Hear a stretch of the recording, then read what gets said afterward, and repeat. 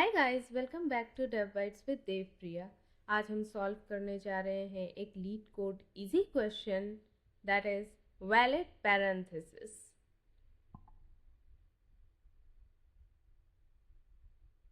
Given a string S containing just characters, ये कुछ brackets यहाँ दिए हुए हैं। इस स्ट्रिंग के अंदर सिर्फ यही सारे ब्रैकेट्स आ सकते हैं और कुछ नहीं। Determine if the input string is valid, हमें बताना है कि ये इनपुट स्ट्रिंग वैलिड है या नहीं। अब हम डिसाइड कैसे करेंगे कि वैलिड है या नहीं, उसकी डेफिनेशन यहाँ पे दी हुई है। N input string is valid if open brackets must be closed by the same type of brackets, that means this type of things. An open bracket must be closed in the correct order, that means अगर इस order में आया है तो इसी order में close होगा, या फिर अगर इस ऑर्डर में आया है तो इसी ऑर्डर में क्लोज होगा। Anything. Every close bracket has a corresponding open bracket of the same type. Actually ये इसी के साथ कॉन्टीन्यूटी में दिया गया है सो दैट आप ये एज्यूम ना कर लो कि ये भी करेक्ट है। नहीं, ये करेक्ट नहीं है। सेम टाइप का ब्रैकेट क्लोज भी होना चाहिए, तभी ये करेक्ट है। फॉर एग्जाम्पल, यहाँ पे कुछ एग्जाम्पल्स दिए गए हैं, हम उन्हें देख लेते हैं। अगर ये गिवन है तो हम बोलेंगे इट इज़ वैलिड, ठीक है, क्योंकि ये खुला और इसी के टाइप का क्लोज हो गया, राइट। अब इसके नीचे आते हैं, देखते हैं क्या गिवन है हमें। नेक्स्ट में एग्जाम्पल 2 में गिवन है जो खुल रहा है वो बंद हो रहा है, जो खुल रहा है वही टाइप का ब्रैकेट बंद हो रहा है, तो ये एक वैलिड स्ट्रिंग है। यहाँ पे ये वैलिड नहीं है क्योंकि खुला ये है और बंद सिर्फ ये हुआ है, जबकि इसके जगह अगर खुला ये है तो बंद ये होना चाहिए, या फिर अगर बंद ये होने वाला है तो खुलना भी स्क्वायर ब्रैकेट को ही चाहिए था, तो यहाँ पे फॉल्स जाएगा। नेक्स्ट है हमारा एग्जाम्पल कि खुला ये है, नेक्स्ट भी खुला है, पर जब बंद हुआ है ये तो ऑर्डर में बंद हुआ है। दैट मीन्स ये इसको क्लोज कर दिया, लेकिन ये अभी ओपन है तो इसने इसको क्लोज कर दिया, सो ये इन ऑर्डर हुआ है, दैट्स वाई ये वैलिड है। इसके बाद आता है हमारा ये स्ट्रिंग जो कि इनवैलिड है। इसका रीज़न क्या है? ये सबसे पहले ओपन हो रहा है, फिर सेकेंड वाला आ रहा है ब्रैकेट। अब टेक्निकली इसको क्लोज होना चाहिए पहले, लेकिन हो क्या रहा है, इंस्टेड ऑफ दिस ये क्लोज हो जा रहा है पहले और ये बाद में आ रहा है, तो ये ऑर्डर में नहीं है, दैट्स वाई इस यहाँ पे फॉल्स रिटर्न कर दिया गया है। सबसे पहले ये बहुत इम्पॉर्टेंट है कि आप करेक्ट डेटा स्ट्रक्चर को यूज़ करें। करेक्ट डेटा स्ट्रक्चर को रिकॉग्नाइज करने का एक तरीका ये होता है कि आप देखें कि इसमें कितना मेमोरी लग रहा है, दैट मीन्स हमें क्या क्या याद रखना पड़ रहा है इसके लिए।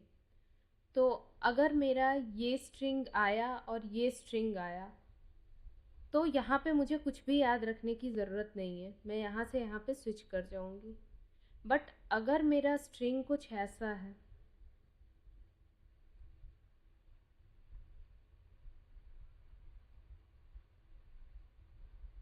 तो यहाँ अब मुझे चीज़ें याद रखनी होंगी।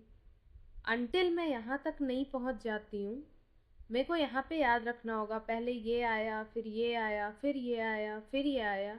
उसके बाद जब मुझे क्लोज़ करना होगा तो इसी हिसाब से मैं क्लोज़ करूँगी कि ये इससे क्लोज़ हो गया है, दैट्स वाई अब मैं ये दोनों को याद नहीं रखूँगी। अब मुझे नेक्स्ट याद रखना है कि इसका क्लोजर मिलना चाहिए। इसका क्लोजर जब हमें मिल जाएगा तब मैं इन दोनों को भी भूल जाऊँगी। फिर मुझे इसका क्लोजर याद रहना चाहिए, जैसे ही मुझे इसका क्लोजर मिल जाएगा मैं इन दोनों को भी भूल जाऊँगी। फिर मुझे इसका क्लोजर मिलना चाहिए, जब मुझे इसका क्लोजर मिल जाएगा मैं इन दोनों को भी भूल जाऊँगी। बट जब तक मुझे क्लोजर नहीं मिल रहा है तब तक जितने ओपन ब्रैकेट्स हैं मुझे उन सबको याद रखना पड़ेगा। सिर्फ याद ही रखना इम्पॉर्टेंट नहीं है, याद रखने के लिए तो हम 2 पॉइंटर्स का मेथड यूज़ कर सकते थे, आगे चलते जाओ चलते जाओ चलते जाओ, राइट। अभी हमने पढ़ा था 2 पॉइंटर्स, हमने देखा कि ये मेथड यहाँ पे वर्क नहीं करेगा। क्यों नहीं करेगा? सपोज आपके पास ये चीज़ चलता जा रहा है, ठीक है। अब आपने सोचा मैं एक पॉइंटर यहाँ रख देता हूँ और एक पॉइंटर यहाँ रख देता हूँ, इन दोनों को मैच करता हूँ। ये सिर्फ और सिर्फ बेस्ट केस में पॉसिबल है, जो यहाँ पे चल रहा था। मैं आपको दिखाती हूँ यहाँ पे क्या इशू आएगा। 1 2 3 4 5 6। अब आप यहाँ 2 पॉइंटर चलाना चाहो, ये स्ट्रिंग वैलिड है, लेकिन 2 पॉइंटर से किसी भी तरीके से ट्रेस नहीं हो पाएगी। फिर आप अगर स्लाइडिंग विंडो प्रोटोकॉल्स चलाना चाहो तो वो सिर्फ इस केस में अगेन वैलिड हो जाएगा, इसके अलावा वो कहीं भी वैलिड नहीं होगा। दैट मीन्स इस केस में भी आपका स्लाइडिंग विंडो वैलिड नहीं होगा। तो इसका सॉल्यूशन क्या है? और इसको सॉल्यूशन को ढूंढते ढूंढते हम एक नए डेटा स्ट्रक्चर से जाके मिल गए, and that data structure is known as stack. Because stack में हम एक ही साइड से पुश करते हैं, एक ही साइड से पॉप करते हैं। इसको हम लीफो प्रिंसिपल भी कहते हैं, लास्ट इन फर्स्ट आउट। अब हमें करना क्या है, अगर हम अपने क्वेश्चन को ध्यान से देखें तो जैसे मेरे को ये सारी चीज़ें मिल रही हैं तो मुझे पुश करते जाना है। जब तक मुझे ओपन स्ट्रिंग मिल रहा है तब तक मुझे पुश करते जाना है। बट जैसे ही मुझे क्लोज स्ट्रिंग मिलता है तो मुझे कुछ पुश नहीं करना है। फॉर एग्ज़ाम्पल ये मेरा क्लोज स्ट्रिंग है और मैं इसको वैलिडेट करना चाह रही हूँ। ठीक है, ये मेरा पूरा कंप्लीट क्वेश्चन है, मैं इसको वैलिडेट करना चाह रही हूँ। तो मेरा ये स्टैक है, मैं यहाँ पे सबसे पहले ये डालूँगी, फिर मैं ये डालूँगी, फिर मैं ये डालूँगी। अभी ओपन चल रहा है सब कुछ। फिर मैं ये डालूँगी। नाउ मेरे पास अब ये 4 हो गया। अब क्लोज्ड आ गया, तो क्लोज को मैं स्टैक में पुश नहीं करूँगी, मैं मैच करूँगी क्या ये इसका क्लोजर है। अगर ये इसका क्लोजर है तो मैं इसे पॉप कर दूँगी। ठीक वैसे ही मैं नेक्स्ट वाले पे जाऊँगी और देखूँगी क्या ये इसका क्लोजर है। ये इसका क्लोजर मुझे मिल जाएगा, मैं पॉप कर दूँगी। फिर मैं नेक्स्ट पे जाऊँगी, ये ब्रैकेट है, स्क्वायर ब्रैकेट, मैं देखूँगी क्या ये इसका क्लोजर है, मैं पॉप कर दूँगी। बट यहाँ पे आके मुझे पता चला इसके आगे कुछ भी नहीं है, जबकि एक वैल्यू मेरे पास ओपनिंग ब्रैकेट है पर उसका मैचिंग क्लोजिंग ब्रैकेट नहीं है। तो अगर ये स्टैक पूरी तरीके से एम्प्टी नहीं होता है तो मुझे यहाँ पे फॉल्स रिटर्न करना पड़ेगा, क्योंकि हैप्पी केसेस में सारे स्टैक को एम्प्टी होना पड़ेगा। मैं आपको दिखा देती हूँ। सपोज मैं इसको लेके चल रही हूँ, इस वाले को। अब हम देखते हैं कि इसका स्टैक कैसे मेंटेन होगा, क्योंकि ये एक हैप्पी केस है। सबसे पहले मैंने देखा ये ओपन ब्रैकेट है तो मैंने इसे पुश कर दिया। ठीक है, फिर मैं गई और मैंने देखा कि ओके ये क्लोज्ड ब्रैकेट है, ये क्लोज्ड ब्रैकेट है और यहाँ पे ये मैच कर रहा है, तो मैंने इसे कर दिया पॉप। फिर मैं गई, ये एक ओपन ब्रैकेट है, मैंने इसे पुश कर दिया। जैसे ही मैंने देखा कि ये क्लोज ब्रैकेट है, मैं देखूंगी क्या ये सेम ब्रैकेट क्लोज हो रहा है। यस, सेम ब्रैकेट क्लोज हो रहा है, तो मैंने इसे पॉप कर दिया। फिर मैं आगे गई, मैंने कहा ये ओपन ब्रैकेट है, मैं इसे और ऐड कर लेती हूँ। मैं नेक्स्ट आई, मैंने देखा क्लोजर ब्रैकेट है, तो मैं देखूंगी कि क्या इसी का क्लोजर ब्रैकेट है या इसी का क्लोजर ब्रैकेट है, तो मैं इसे पॉप कर लूँगी। जब मैं पूरा पॉप कर लूँगी, अब मैं स्ट्रिंग के एंड पे आ गई हूँ। एंड पे आने के बाद मेरा स्टैक एम्प्टी हो गया है, that means it is a true. True condition कैसे हो रहा है? स्टैक के एम्प्टी होने का मतलब है जितना हमने ओपन ब्रैकेट डाला था उतना क्लोज ब्रैकेट मैच कर गया है, and this is a happy case. एक और केस मैं आपको करके दिखाती हूँ, ये वाला। अभी हमने देखा था ना। अब हम ये देखते हैं कि इसका आंसर क्या आता है। Let me just change my pen. यहाँ पे हमने सबसे पहले ओपन ब्रैकेट था तो ऐड कर दिया। नेक्स्ट हमारे पास फिर से ओपन ब्रैकेट आता है तो मैंने ऐड कर दिया। नेक्स्ट हमारे पास एक क्लोज ब्रैकेट आता है तो मैं चेक करती हूँ क्या ये क्लोज ब्रैकेट इसी का क्लोज ब्रैकेट है। यहाँ पे ये इसका ब्रैकेट इसी का क्लोज ब्रैकेट नहीं है, तो हम यहीं पे रिटर्न कर देंगे फॉल्स। ओके, एक और केस यहाँ पे एग्जिस्ट करता है, इसलिए मैं आपको बता देती हूँ। किसी भी क्लोज्ड ब्रैकेट से शुरू करना। अगर आपने कुछ भी चीज़ क्लोज ब्रैकेट से शुरू किया है तो इररेस्पेक्टिव ऑफ आप इसको अब कितना भी अच्छा बना लो, अगर ये क्लोज ब्रैकेट से शुरू हुआ है तो इसका ओपनिंग ब्रैकेट कहीं भी नहीं मिलेगा, क्योंकि इसका ओपनिंग ब्रैकेट इसके आगे आना चाहिए था। सो अगर कोई भी हमारा इनपुट जो कि एस में है वो एक क्लोज ब्रैकेट से शुरू हुआ है तो वो हमेशा ही फॉल्स होगा। ये कुछ केसेस इसमें बनते हैं, इसके बाद आई डोंट थिंक कि ये और भी केसेस को इंक्लूड करता है। बट ऑलवेज रिमेंबर कि जब भी ऐसे क्वेश्चंस आए जहाँ आपको मेमोरी को ट्रैक करना पड़े, वहाँ पे हम हमेशा किसी न किसी डेटा स्ट्रक्चर का यूज़ करते हैं टाइम कॉम्प्लेक्सिटी को रिड्यूस करने के लिए। ठीक है, तो सबसे पहले मैंने एक एक्स्ट्रा स्टैक लिया है। आपको हमेशा याद रखना है कि आपने सबसे पहले एक एक्स्ट्रा स्टैक लिया है मेमोरी को मेंटेन करने के लिए। तो मैंने सबसे पहले स्टैक को बताया, उसके बाद मैं ये लगातार ट्रैक रख रही थी कि जो क्लोजिंग ब्रैकेट आया है वो ओपनिंग ब्रैकेट का ही क्लोजिंग ब्रैकेट है या नहीं। अगर ओपनिंग ब्रैकेट का क्लोजिंग ब्रैकेट है तब तो मैं पॉप कर रही थी, वो हैप्पी केस था। लेकिन अगर वो ओपनिंग ब्रैकेट का क्लोजिंग ब्रैकेट नहीं है तो मेरे को फॉल्स रिटर्न करना था। तो बस ये जानने के लिए कि ये ओपनिंग ब्रैकेट का ही क्लोजिंग ब्रैकेट है या नहीं, इसके लिए हम एक मैप का यूज़ करेंगे इसको स्टोर करने के लिए, and that map is hash map. तो मैं यहाँ पे एक मैप डिफाइन करूँगी।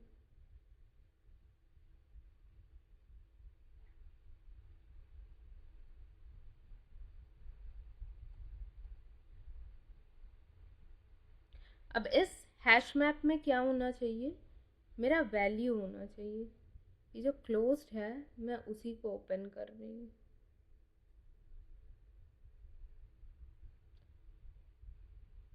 अब ये क्या बता रहा है कि अगर ये क्लोजिंग ब्रैकेट आया है तो ओपनिंग ब्रैकेट को ये होना ज़रूरी है। ठीक है, सिमिलरली अगर ये क्लोज्ड ब्रैकेट आया है, क्लोज्ड अगर स्क्वायर ब्रैकेट आया है तो ओपनिंग भी स्क्वायर ब्रैकेट का ही होना ज़रूरी है। एंड द लास्ट वन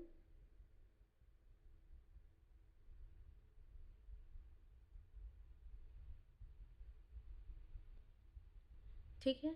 अब हमें बस ये देखना है कि कैरेक्ट जो एस है इसके अंदर कितने सारे ब्रैकेट्स आ रहे हैं और उन ब्रैकेट्स को हम कैसे डील कर सकते हैं। तो यहाँ पे दो ही कंडीशन होता है डीलिंग का, अगर ओपन ब्रैकेट्स है तो उसे ऐड करते जाओ स्टैक में, और अगर क्लोज ब्रैकेट है तो उसे पॉप करते जाओ स्टैक से। तो सबसे पहले मैं सारे कैरेक्टर्स के ऊपर आइटरेट करा ले रही हूँ फॉर ब्रैकेट्स इन एस, और जो हमें ओपन ब्रैकेट मिलेगा उसे तो डायरेक्टली मैं स्टैक में ऐड कराती जाऊंगी, जो मुझे क्लोज ब्रैकेट मिलेगा उसके ऊपर मुझे पॉप का ऑपरेशन लगाना है। तो मैं सेग्रीगेट कैसे करूँगी कि ये ओपन ब्रैकेट है या क्लोज ब्रैकेट है। तो मैं सबसे पहले देखती हूँ कि ये क्लोज टू ओपन के जितने भी कीज़ हैं उसमें सारे ओपन ब्रैकेट्स आ रहे हैं। तो मैं लिखती हूँ if bracket in close to open. अगर हम ऐसा लिखते हैं तो ये सीधा कीज़ पे ही चेक करता है, तो सारे ओपन ब्रैकेट्स यहाँ पे आ जाएंगे और एल्स पार्ट में हमारे सारे क्लोज्ड ब्रैकेट्स आ जाएंगे। सॉरी, ये कीज़ में क्लोज्ड ब्रैकेट है यहाँ पे, तो क्लोज्ड ब्रैकेट सारे यहाँ पे आ जाएंगे और ओपन ब्रैकेट सारे यहाँ पे आ जाएंगे। ठीक, नाउ अगर वो ब्रैकेट एक ओपन ब्रैकेट है, दैट मीन्स यहाँ पे है, तब तो मैं सीधा स्टैक में अपेंड करने वाली हूँ। तो स्टैक डॉट अपेंड यहाँ मैं डायरेक्टली लिख सकती हूँ।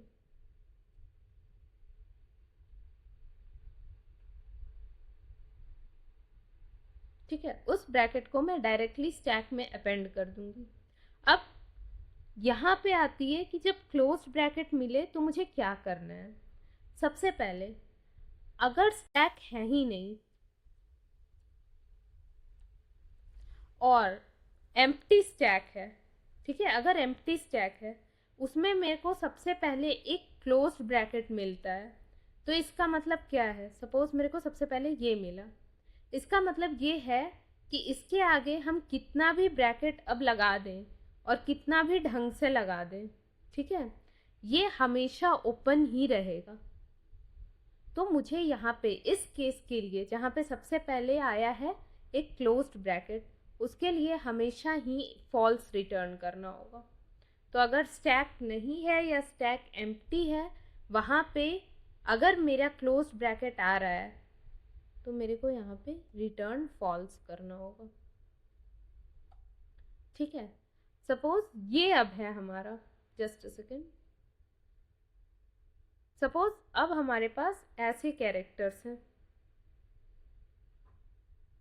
ठीक है, तो पहले दो कैरेक्टर तो ओपन है, ओपन ब्रैकेट्स, तो ये ओपन ब्रैकेट्स में चला जाएगा, स्टैक में हमारा अपेंड हो जाएगा।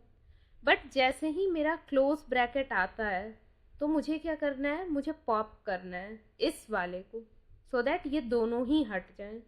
तो सबसे पहले ये दो कैरेक्टर्स मेरे स्टैक में चले गए हैं, तो मैं स्टैक के से टॉप में एक कैरेक्टर को रिमूव करूँगी, ठीक है।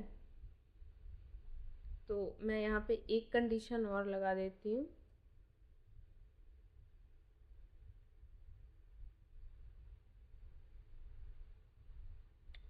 स्टैक में से मैंने पॉप कर लिया। अब जैसे ही मैंने स्टैक में से पॉप किया, यहाँ पे दो कंडीशन आते हैं। पहला कंडीशन, अगर मेरा ये कंडीशन इसके इक्वल है तो मेरे को कुछ भी करने की ज़रूरत भी नहीं है, ठीक है। अगर मेरा ये वाला कंडीशन आता है, सपोज मैं हैप्पी हैप्पी कंडीशन पे जा रही हूँ और मैंने मैच कर लिया कि जो ब्रैकेट ये खुला हुआ है वही ब्रैकेट ये बंद भी है, तो भी मुझे कुछ करने की ज़रूरत नहीं है, चाहे मैं दोनों को रिमूव कर दूँ या रिमूव नहीं करूँ, that does not matter. But अगर मेरे पास ये केस आता है जहाँ ओपन कुछ और हो रहा है और क्लोज कुछ और हो रहा है, तो वहाँ पे मुझे फॉल्स रिटर्न करने की ज़रूरत है। तो मैं सिर्फ अपने फॉल्स केस को हैंडल कर रही हूँ। अब मेरा टॉप ऑफ द स्टैक ये हो गया है, ठीक है। मुझे इसको मैच करना है इससे, तो मेरे कैरेक्टर में अभी ये आया हुआ है, मैंने टॉप ऑफ द स्टैक को पॉप किया है और मैं कह रही हूँ if it is not equal to, किसके इक्वल नहीं है, क्लोज टू ओपन,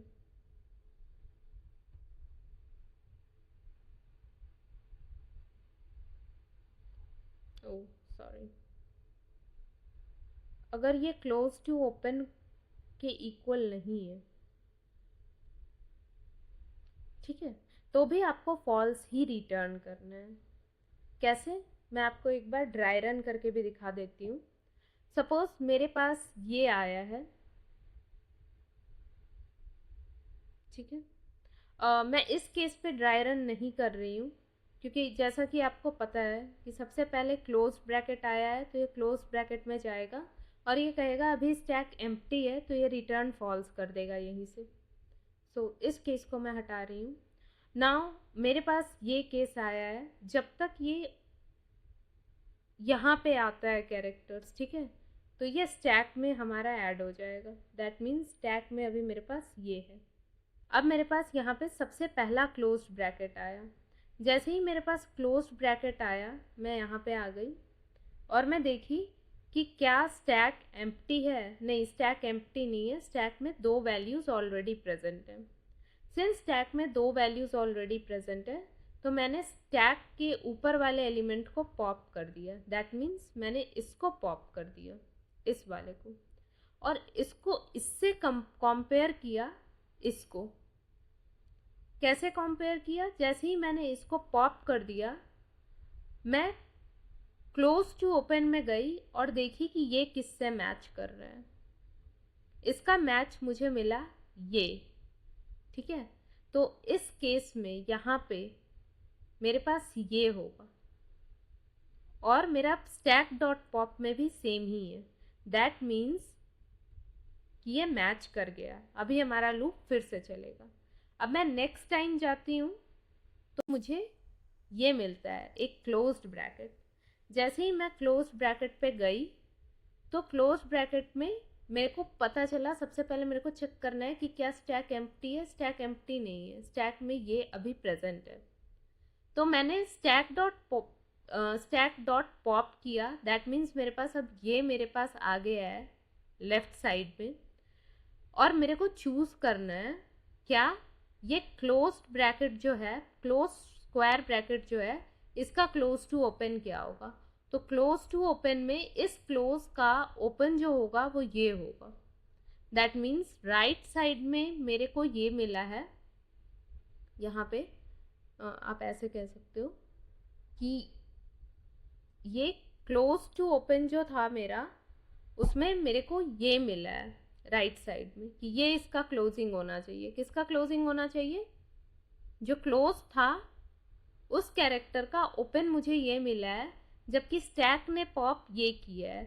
ये दोनों इक्वल नहीं है, तो यहाँ से रिटर्न फॉल्स हो जाएगा। अदरवाइज अगर मेरा बिल्कुल ही ये हैप्पी केस होता, दैट मीन्स अगर ये मेरा यहाँ पे ये होता, तो ये दोनों मैच कर जाते और स्टैक हमारा एम्प्टी हो जाता। वंस हमारा स्टैक एम्प्टी हो जाता तो हमें रिटर्न करना है ट्रू, अदरवाइज फॉल्स। तो हम यहाँ पे रिटर्न क्या करते हैं, अगर स्टैक है तो मुझे क्या रिटर्न करना है, फॉल्स रिटर्न करना है। क्योंकि स्टैक है मतलब सारे क्लोज्ड ब्रैकेट ओपन ब्रैकेट से मैप नहीं हुए हैं, कुछ अभी स्टैक में बचा हुआ है। तो मेरे को जब ट्रू रिटर्न करना होगा तो मैं यहाँ पे करूँगी रिटर्न नॉट ऑफ स्टैक। अगर स्टैक है तो फॉल्स रिटर्न हो जाएगा, तो अगर स्टैक नहीं है तो मुझे ट्रू रिटर्न करना है। लेट मी सी कि ये रन करता है या नहीं। सो सारे केसेस चल गए हैं। मैं एक काम करती हूँ, मैं इस ओपन और क्लोज को हटा देती हूँ, क्लोज ज़्यादा क्लीन लगेगा हमारा कोड, और सबमिट करती हूँ इसे।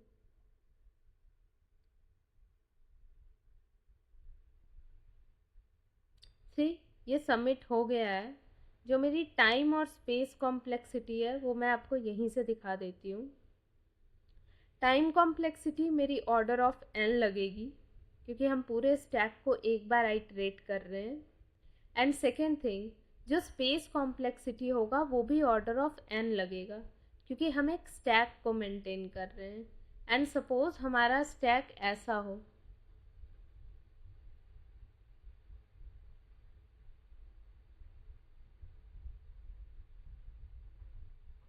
ठीक है। सो इस केस में मेरे को पूरा स्ट्रिंग ही स्टैक के अंदर स्टोर करना पड़ेगा, तो स्टैक की जो वर्ड्स कॉम्प्लेक्सिटी है वो भी ऑर्डर ऑफ n होगी, ठीक है। Space and time complexity for this question is n। I hope guys कि मैं आपको ये क्वेश्चन समझा पाई हूँ। So that's it guys, that's it for this video. मिलते हैं अगले दिन एक नए प्रॉब्लम के साथ, तब तक के लिए गुड बाय।